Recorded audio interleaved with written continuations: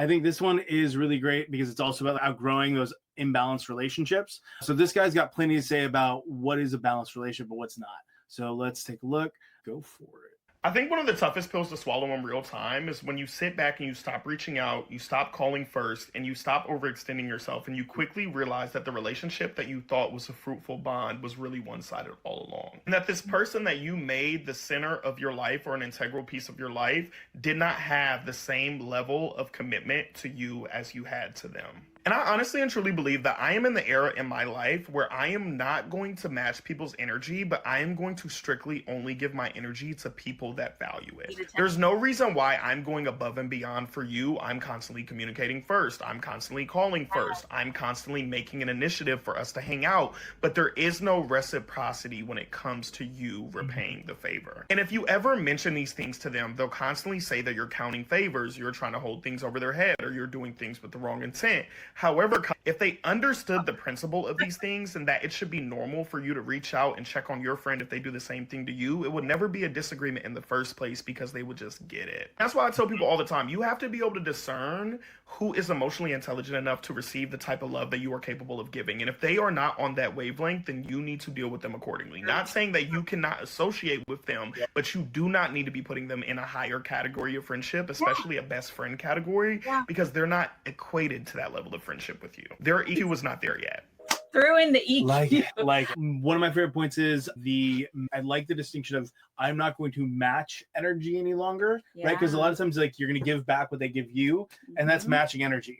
Not even going to waste his time with that. Nope. Love it. Not even going to waste his time with that. He's going to then move on to relationships that actually value that energy and give back that in full. So I love that. It's like a next level. Don't just match. Get rid of those people who like you're not feeling it and find people who are gonna really value that energy. Yeah, it reminds me of emotional enmeshment, where it's, oh, this person's feeling depressed about their life or upset or negative, and then that makes me feel negative or pissed off or something like that. It's like you're matching their energy or how low they are, and it's like you don't have to do that. You have your own autonomy. You could be separate from this person even if like they're your best friend. You don't have to be down just because they're down, and you don't have to be pissed off or negative just because they're pissed off and negative, especially if it's toward you. You don't have to match that energy. Well, but on top of that, it's what's the investment, right? So what is it one-sided? And I like how he was talking about how one-sided something is,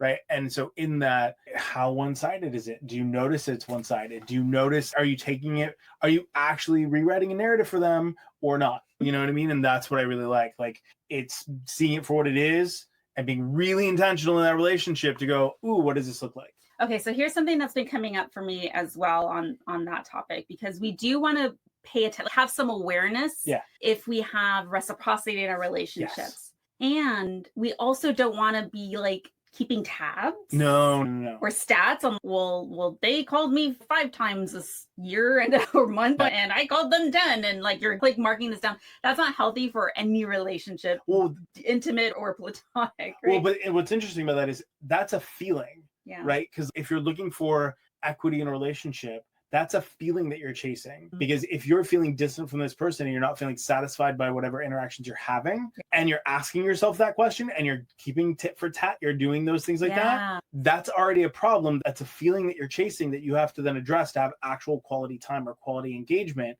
and actually stack the bids, to quote Gottman, right? So, like you actually have somebody like who has to touch on those points to make it feel like it's actual quality time.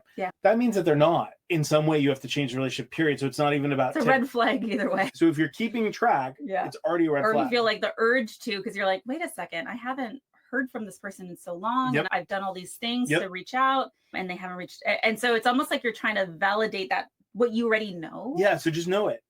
So just know it. And either way, across the board, socially, in our communities, politically, in our or in our workplaces, in our intimate relationships, we're no longer striving for equality. We're striving for equity. And that's going to look different for everyone and what our needs are. And so when I'm looking at these posts and these people sharing their experiences, struggling in relationships, I wonder about the mental health and well-being of someone who isn't engaging, especially if it's a relationship that didn't have any kind of rupture or anything, or not even necessarily like a change, but just all of a sudden someone's not engaging, and that actually makes me concerned. Yeah. Right. Yeah. And so trying to figure out both, like, how can you be a caring and supportive friend while also making sure that you are receiving that back somewhere. That person might not be able to give it to you, but finding that intentionality and getting that from other types of relationships might be the key. Sure. But again, if you're unhappy with, if somebody's not okay, and they're not taking care of themselves, or there's some other thing that's a barrier to them being a friend to you, and you're not okay with that, okay to also, then you can understand it and you can hear where they're coming from, but you need something. You still have you can't needs. hold on to that. Yeah. Right. That's no, so it's going to sound selfish, but you need to take care of yourself. Yeah. It's your life. Your job is not to be their caretaker in that. Yeah. That's a really important distinction. I know it's really tough because a lot of people want to support their friends or their loved ones or their partner while going through a depressive episode, or a bipolar, or some kind of like addiction or trauma, or even like social anxiety. There's just so many things that could be impacting a person and the way they're navigating their relationship with you. Yeah.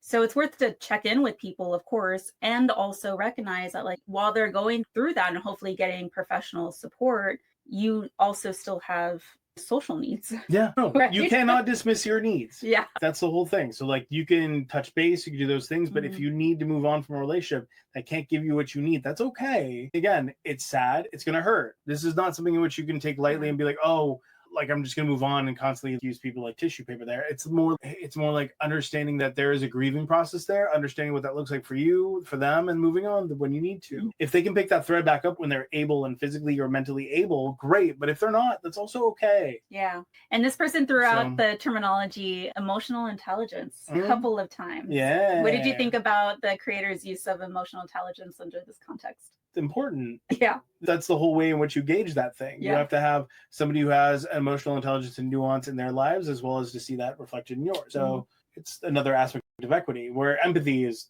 residing. Right. Yeah. And when we're talking about emotional intelligence, like that awareness of your emotions, other people's emotions, how people are being impacted by things, how you're being impacted by things. And then the next step is like the regulation, or being able to communicate those feelings openly with another person, so they have an idea of what the hell's going on and what to do next in the relationship. Right? Yep. All right. So overall, this one, I think it's highly therapeutic. I'm a big fan. Yeah. Big fan. Definitely not trash. I like this one. If you missed our show or came in late, you get it immediately on demand on our YouTube channel, Wit and Reason. Subscribe. I forgot to remind you to do that throughout.